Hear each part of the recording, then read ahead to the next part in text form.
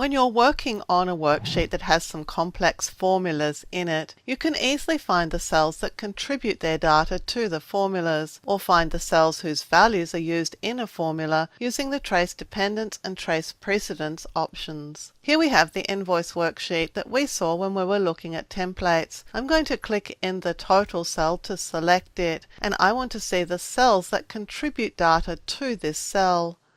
I'll click on the Formulas tab on the ribbon, and I'll click Trace Precedents, and Excel will show me the cells that contribute the most immediate values to the current cell, and that are those cells here. I can step back and click Trace Precedents again, and I'll see even further back which cells are contributing to this particular result, and it's all the cells in this range, and these two cells are also contributing content to the state and local tax values. And if I click Trace Precedents again, we can see that the item cost and quantity are contributing too. When I click Trace Dependence again, the machine beeps at me. That's as far back as we can go.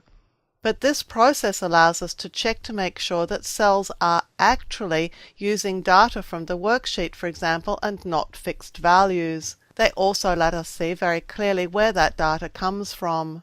If we want to check that the cells are using the correct data, this is one way that we can do so. When we're done, we can click Remove Arrows to remove the arrows.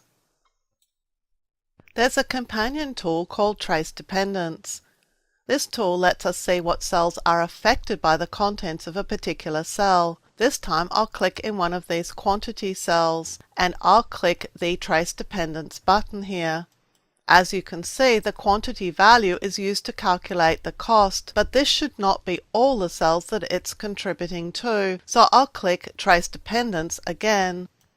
And now we can see that it's also contributing to this value here, and when I click again, we'll see that it's contributing all the way through to the total. Tracking the flow of data through a worksheet this way lets us check to make sure the calculations are being performed using the correct data. These tools are two of the tools that you can use anytime you need to check a worksheet. They won't help you find all the errors, but they can help you find some of them.